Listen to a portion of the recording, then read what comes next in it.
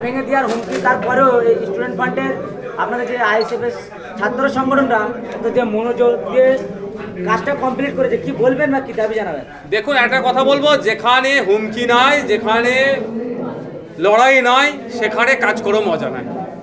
হুমকি দিয়েছে প্রোগ্রাম করতে দেবো না, আইএসএফের ছেলেরা প্রোগ্রাম করে দেখিয়ে দিয়েছে।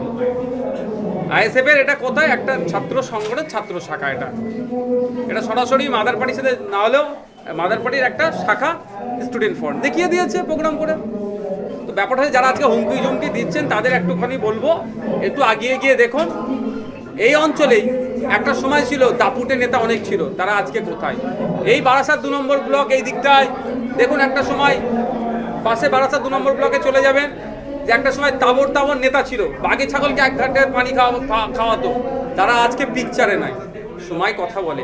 আজকে যারা ক্ষমতার দম্ভ দেখিয়ে এই ধরনের এই বাচ্চা ছাত্ররা সমাজ বদলানোর স্বপ্ন নিয়ে একটা প্রোগ্রাম করতে আসছে, তাদেরকে ডিস্টার্ব করার জন্য এই হুমকি দিয়ে ভয় দেখানোর চেষ্টা করেছিল, তাদের বলবো সময় আপনাদেরকে ছাড়বে না, সময় আপনাদেরকে ক্ষমা করবে না। আপনারা আপনাদেরটা সময়ের সাথে সাথে বুঝে যাবেন। তবে এই স্টুডেন্ট ফ্রন্টের ছেলেদেরকে প্রতিশোধ নিতে হবে না, সময় আপনাদের সাথে প্রতিশোধ নিয়ে নেবে।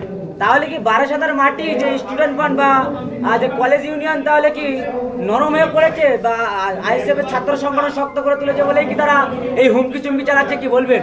কখন আপনার সমালোচনা হয়, কখন আপনার বিরুদ্ধে কথা হয়, যখন আপনার অ্যাক্টিভিটি অন্যের ঈর্ষা হয়ে দাঁড়ায়।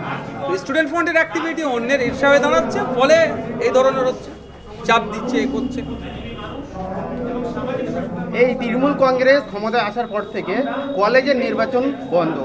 আজকে আমাদের যে স্টুডেন্ট ফ্রন্টের যে রাজ্য স্তরের যে মিটিংটা হলো, সেখানে রাজ্য যে প্রতিষ্ঠাবার্ষিকী উদযাপন হলো রাজ্য স্তরে যারা দায়িত্বশীলদেরকে নিয়ে, এখানে ডিমান্ডস কিছু ছিল, তার মধ্যে একটা কি ছিল, সেটা হচ্ছে কলেজগুলোতে নির্বাচন করতে হবে। তৃণমূল কংগ্রেস ভয় পাচ্ছে।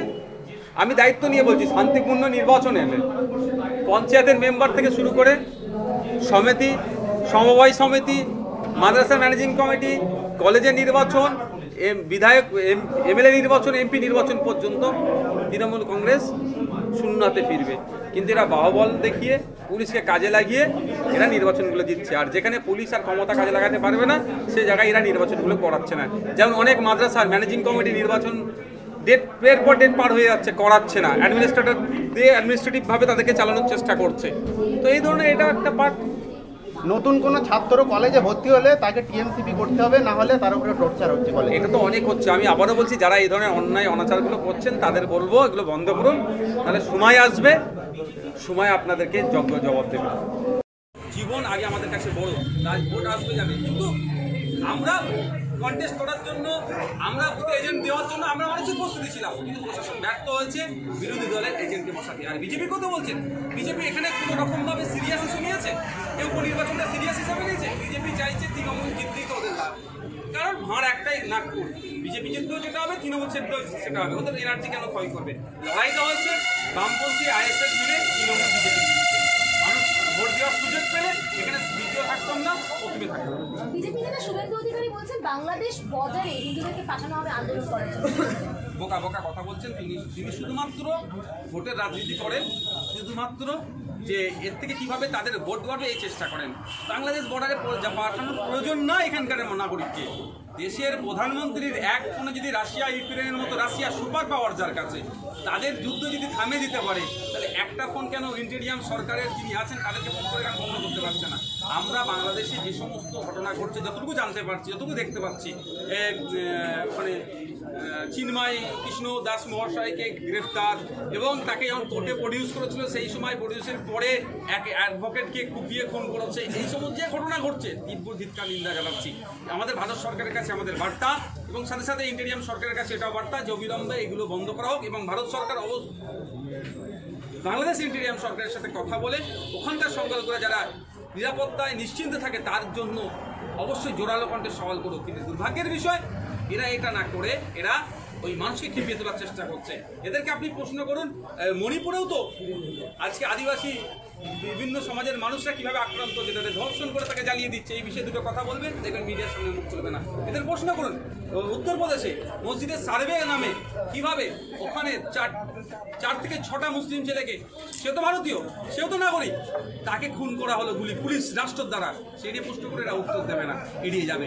কিন্তু আপনাদের বলি, এই যে সার্ভে 1991 যে অর্শিপ অ্যাক্ট দেখবেন, সেখানে সম্পূর্ণভাবে এই ধরনের কতটা সাংবিধানিক কি কতটা সাংবিধানিক বলে দেবে, কিন্তু এই বিষয়ে এরা কোনো চর্চা করবে না। এরা উত্তরাখণ্ডের কথা জিজ্ঞাসা করবেন, কলভার্ট প্রেয়ারকে যদি আপনারা আজানকে, এরা আজান দিতে গেলে নাকি প্রশাসনের অনুমতি লাগবে। এটা আমরা কোন জায়গায় স্বাধীনতার 75 বছর পার করলাম, সংবিধানের 75তম দিবস উদযাপন করলাম, সংবিধান যে আমরা পেয়েছি, পৃথিবীর বৃহত্তম লিখিত সংবিধান আমাদের কাছে আছে, তারপর আমরা এই দিন দেখতে হচ্ছে। পরিশেষে বলছি, শুভেন্দু অধিকারী, মমতা ব্যানার্জি বাংলাদেশের হিন্দু ভাইয়ের, সংখ্যালঘু হিন্দুদের জ্বালাটা বুঝতে পারবে না, বুঝবে নওশাদ সিদ্দিকী, বুঝবে কুতুবুদ্দিন ফাতেহি, কারণ এরাও তো এখানকারের সংখ্যালঘু।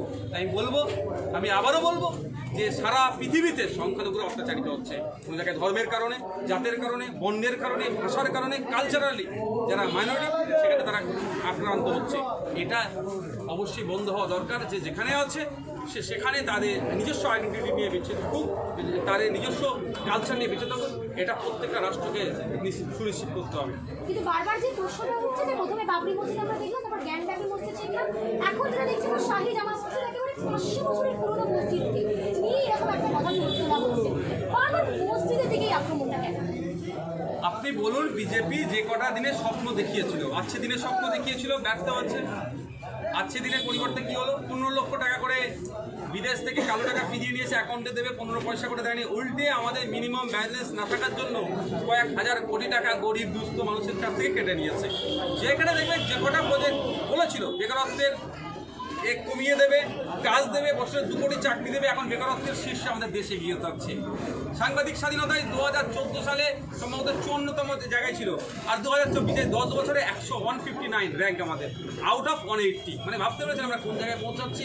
এরা বলেছিল 1 টাকায় একটা ডলার পাওয়া যাবে, আর এখন দেখলাম স্বাধীনতার পর থেকে সব থেকে বেশি টাকায় ডলার কিনতে হচ্ছে 84 টাকা 4-3 পয়সাতে। তো এই হচ্ছে মোদির সাফল্য। এই সাফল্যতে মোদির মুখ দেখাতে পারছে না, ভারতবর্ষের জনগণের হতশ্রী চেহারা ফুটে উঠছে। এটাকে চাপা দেওয়ার জন্য মন্দির মসজিদ, হিন্দু মুসলমান বাইনারি পলিটিক্স করতে হবে, এটাতে মানুষকে খাইয়ে রাখতে চেষ্টা হচ্ছে।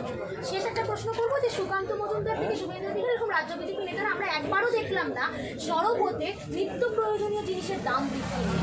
বারবার প্রতিদিন পেঁয়াজের দাম আজকে আকাশ ছোঁয়া, সাধারণ মানুষকে নিয়ে কথা বলতে কিন্তু শুনছি। বলবে কি করে যে নিত্য প্রয়োজনীয় জিনিসের দাম দিনের পর দিন বেড়ে যাচ্ছে?